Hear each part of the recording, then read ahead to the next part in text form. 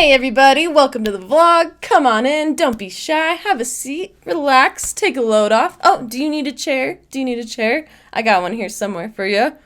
Somewhere in the inventory here. Oh, here it is.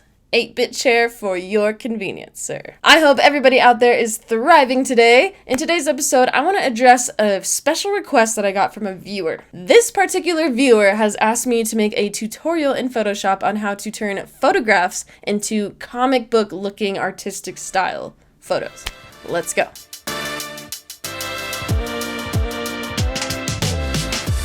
And as always, friends, please remember to drop a like, comment, subscribe if this was helpful to you in any way. If you got anything from this video, I would really appreciate it. It helps me be able to keep making content for you guys. So just fucking do it, okay? Alright, friends, let's get into it. Alright, friends, here we are in Photoshop. We have our photo loaded up and ready to go. And in this case, I'm using an awesome picture of my friend holding a tomato. I just think that this picture is super random and weird, and I can't wait to see it in a comic art style. I think this picture is super old. It's probably got to be like 4 years old or something. But nonetheless, we're going to turn this into a lovely comic art style photo. So the first thing that you want to look for in your photos is you want to make sure that you have a nice clear background. A monotone background would probably be best, or if the person was like cut out of this photo and there was no background at all, that would work really well too. But this will work because this is just a white blank wall. Even though you can still see the texture within the wall, it'll work just fine. And also, the second thing that you want to look for is nice details in the face. You want lots of details in the face so that you can preserve as much detail as possible. So if you were trying to use a photo that was super overexposed and no detail at all, then you would have a ton of trouble with this method. But in this case, we're looking good. If anything, I wish that this was a little underexposed, but it'll be fine. No worries. Now, the first thing that we're going to do is we're going to duplicate this background layer. And there's 3 different ways, to my knowledge, that you could do it. And I'm going to show you all 3 ways, but I'm going to tell you the best way that you should do it after the 3 ways. But here we go. The first way that you can do it is just grab the layer, click and drag all the way down to this plus icon, and it will just immediately make a new layer. Pretty nice, right? The other way that you could do it is you could just right click, duplicate layer, and this way is kind of nice because it automatically brings up the renaming prompt box, which it's very important to rename your layers. You should be doing that all the time, so that's a good way to do that. We'll just cancel that for now. Now this is the professional way. This is the way I do it. Just Command or Control J, depending on if you have a Mac or PC, but I think we all know the difference of that by now. And that is your keyboard shortcut. And keyboard shortcuts are vitally important. Vitally. If you want to become a professional, you need to be using keyboard shortcuts. And I know it's weird when you're trying to memorize them, get to know them. It kind of takes more time to use the keyboard shortcut because you don't know what you're doing, you can't remember it, but just keep doing it, keep at it, and you will get that much faster. Keyboard shortcuts are where the money is at. You need to be using them. Okay, anyway. So now that we have duplicated our layer 3 different ways, let's go ahead and rename these layers. So I'm going to go ahead and name the top layer the adjustment layer, because that is the layer that we're going to be adjusting and putting all our crazy artistic things on top of. And now I'm going to rename the background layer, the original layer. I'm going to just name it original photo, so that we know what's the original, what's the adjustment layer, and we're not searching between our layers. We just know exactly what they are. Renaming your layers is also vitally important as well. I would highly recommend it. Okay, so now that we have our adjustment layer made and we're ready to make adjustments on top of it, let's go ahead and do just that. So let's click onto our adjustment layer, and we're gonna go all the way up to filter, go all the way down to other, and high pass filter. And it's gonna bring up this prompt window, and it's gonna make your photo look something like this. And what we're gonna do within this filter, well, before I tell you what we're gonna do, go ahead and just kind of play around with this filter. Just move it around, see what it does.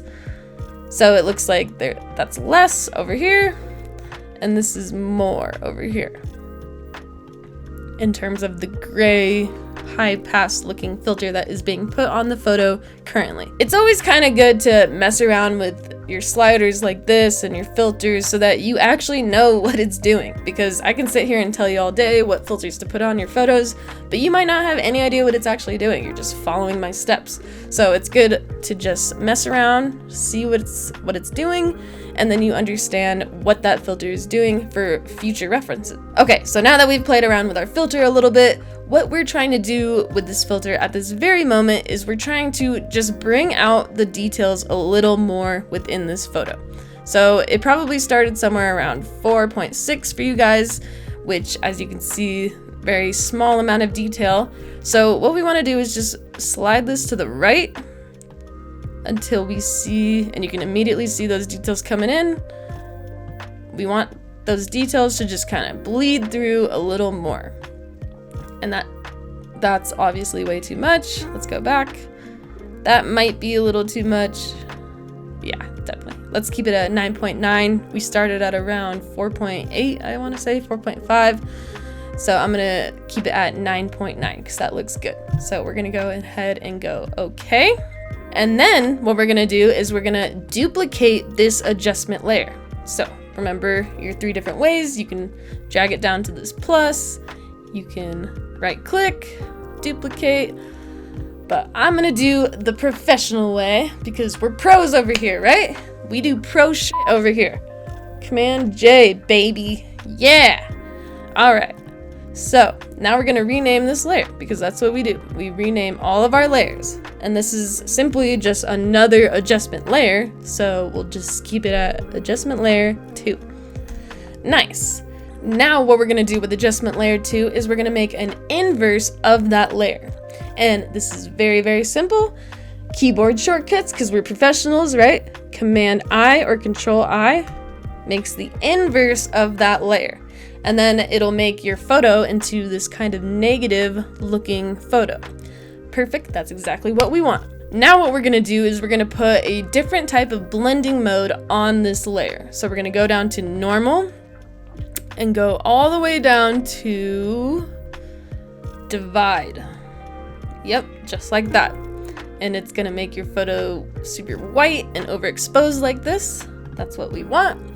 And now the very next thing is we're going to merge these 2 layers together. So we're gonna take 2 and adjustment layer 2 and adjustment layer 1, select them both by holding shift and click, and then we're gonna command or Control E to merge the 2 layers together. And it's gonna look something like this. So once we have merged these 2 layers together, we're gonna pull up the levels and start messing around with that a little bit. And how do we do that? With our super professional shortcut on the keyboard, Command or Control L. And that'll bring up this level prompt box right here. And so what we're looking at here is we're looking at the pixel information of the photo. So this black slider right here, what this black slider is telling us is that it's the black pixel information of the photo. So what this white slider at the other end is telling us must be the white pixel information of the photo. And you can tell easily just by looking at it because it's displayed on here how much black, midtone, and white values are within this photo. There's very few black within this photo, and there's a ton of white in this photo. So that's what that means. What are we gonna do with it? Well, since there's hardly any pixel information within the black, we just kind of want to click and slide this slider until it's hitting the pixel information. And as you can see, it's got a very dramatic look now that we've done that. And the more you slide it in, the more dramatic it gets. That's extremely dramatic. Most people I know would stop it like right when the peak is starting to go up, but I think that you should kind of do it a little more, overdo it a little. I mean, we're making this into a comic art style. It's not real. It can be whatever you want. I don't think that we should be trying to make anything look natural here, you know? Okay, now that we have moved our black slider into the pixel information and it looks good to us, we're gonna hit OK. We'll come back down to our layers. And now, friends, we're gonna add some texture into this beach. So how are we going to do that? We're going to come down to our original photo, not our adjustment layer, our original photo, and we know exactly which is which because we've named our layers because we're super organized, right? So we go down to our original photo and we're going to duplicate the layer. You know how to do that, remember? Don't go down to the plus, don't right click, come on. You know what to do.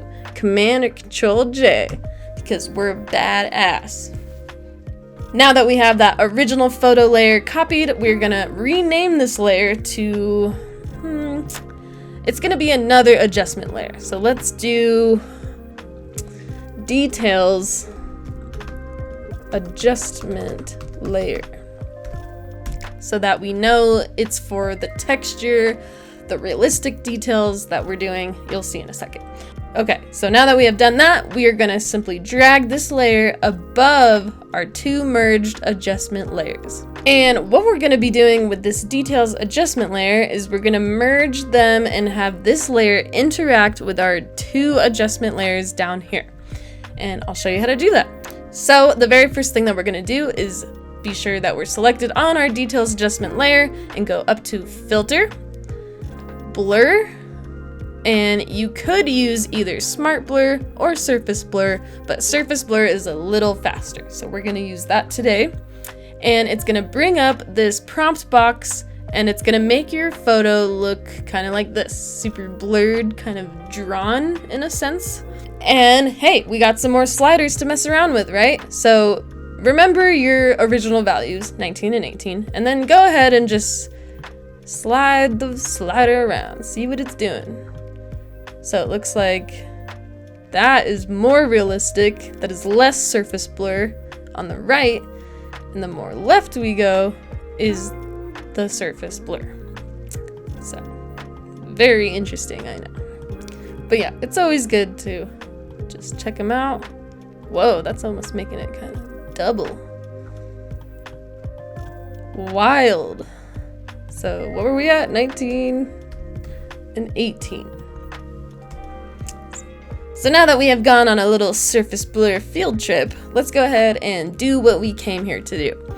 So normally I kind of have preset values. I normally put radius at 15 and I normally put threshold at 39. So I'm just gonna go straight to that and see what it looks like. I do kind of like that. I kind of like, it looks kind of like a drawing or a painting or just very artsy style. So let's just stick with that. Okay, so now that you have surface blurred your details adjustment layer, we're going to make this layer interact with the second adjustment layer here that have been merged together. So how do we do that? Click onto your details adjustment layer and go down to these blending modes right here. And there's two that I have in mind that could work very well. The first one is linear light. So just take a look at that. How do you think that looks? I do like that a lot, but I think for this photo, I really like the hard light instead because it looks like, as you can see in the linear light, there's less details, more contrast, more kind of exposure, but in the hard light, there's more details in her face, which I think it looks good. I think they both really look good. It really just depends on the style you're going for, what you kind of need this project for, but I'm gonna stick with hard light because linear light is just a little too detail-less, especially for this photo since this photo was already kind of overexposed to begin with. So I'm gonna stick with hard light, and I mean, it really kind of shows you that you can kind of experiment with all these different blending modes, right? You don't need to do the exact one that I'm doing. There's so many different styles, so it's good to know about. You can just kind of experiment with that on your own. Another thing that you can do is mess with the opacity if you want to make the top layer bleed into the two adjustment layers that have been merged. But like I said, I really like the kind of overly artsy, heavy-handed look because, I mean, that's the style we're going for. We're going for a comic book look, right? We're not going for realisticness. So I'm gonna keep it at like 90 because I think maybe a little less, 85. No, we'll go back to 90. 90 looks good.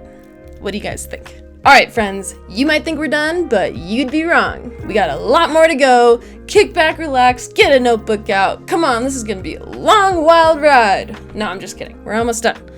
We got one last, very tiny thing to do. So, what we're gonna do is just simply adjust the vibrance and saturation of this top details adjustment layer, because that is the final key to really making this what you need it to be, making it your own.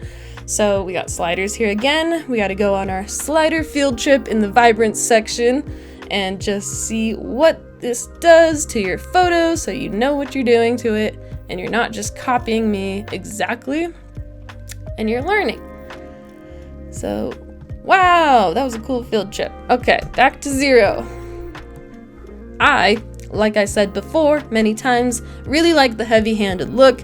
So, especially since this photo is kind of overexposed to begin with, I'm just gonna go pretty heavy-handed on the vibrance. And that is looking good. I do like that a lot.